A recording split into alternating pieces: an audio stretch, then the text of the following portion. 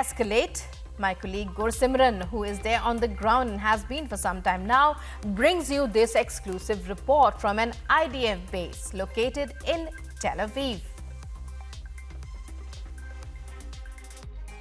Thousands of launchers and tens of thousands of bullets along with the other armory. This is what has been recovered by the Israel Defense Forces from the terrorists of Hamas. And these rocket launchers, these were used to target the innocent civilians in the South Israel on 7th of October. And as we speak from the central, one of the bases of the IDF in the central Israel, these all are on the display. I'll request Vijay Surendra Rawat to keep showing you the visuals of the recovery that has been made. This is the RPG-7 rocket launchers. Hundreds of such launchers have been recovered by the Israel Defense Forces. Apart from that, anti-aircraft rockets have also been recovered by the Israel Defense Forces along with the RPG-29 rockets. So this is all that the Israel Defense Forces have recovered from the possession of Hamas terrorists, those who have been neutralized. So not only these launchers, but they were also carrying these anti-aircraft SA-7 rockets. So this shows that they were even prepared that if there is an attempt to thwart the terror attack by the terrorists of Hamas, they will even fire at the aircrafts that will engage them. That is, they had a full-fledged plan. Also, they were carrying out these Pika and the machine guns along with them, and huge amount of artillery, the rounds that they have recovered. So this is the Kalashnikovs that have been recovered, and also the Dragunov snipers. Not only the Kalashnikovs, but also the snipers that they were carrying with them, because the snipers were deployed on the rooftops as well by the terrorists of Hamas. Also, we are joined by the spokesperson of the Israel Defense Forces, who will be sharing some more details with us.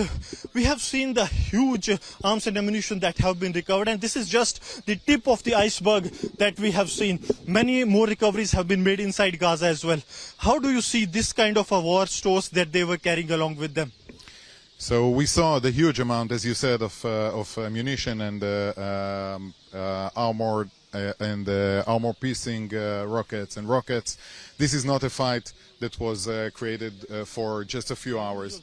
That's a fight that was supposed to last. They fought civilians, they fought inside houses, they fought inside our villages, and this is the massacre that was created using these types of weapons, as we see here.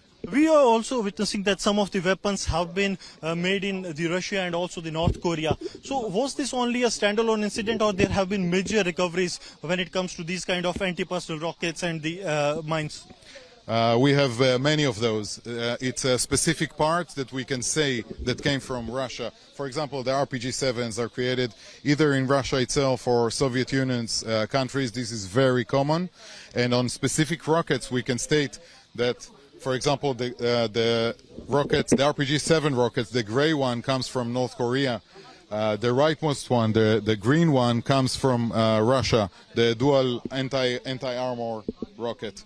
And the light one in the middle is created inside Gaza from explosive material that they either import or produce themselves. Following Israel's Gaza war, the U.S. Secretary of State has described essential elements to establish durable peace and security. U.S. Secretary of State Antony Blinken has also reiterated that the White House's position that Gaza cannot be governed by either Israel or Hamas until the ongoing fighting ends. More in this report. Take a look.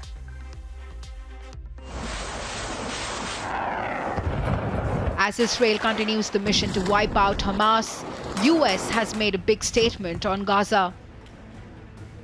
US Secretary of State Antony Blinken said that neither can the Gaza Strip be run by Hamas nor occupied by Israel.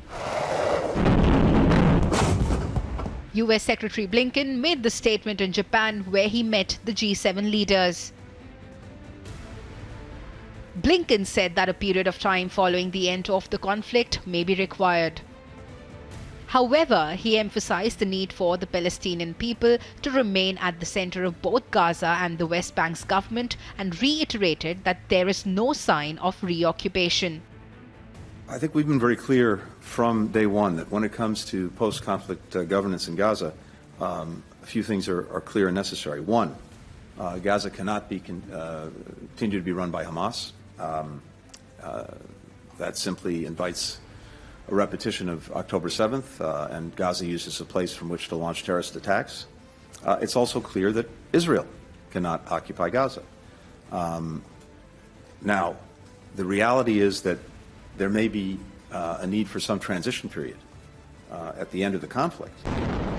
While speaking on the issue of ceasefire in Gaza, Blinken said that it would likely lead to an unacceptable result.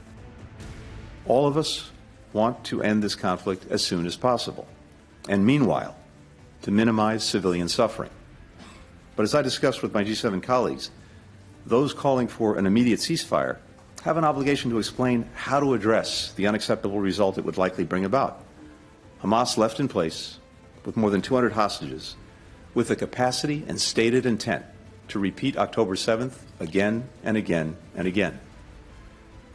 Ultimately, the only way to ensure that this crisis never happens again is to begin setting the conditions for durable peace and security, and to frame our diplomatic efforts now with that in mind.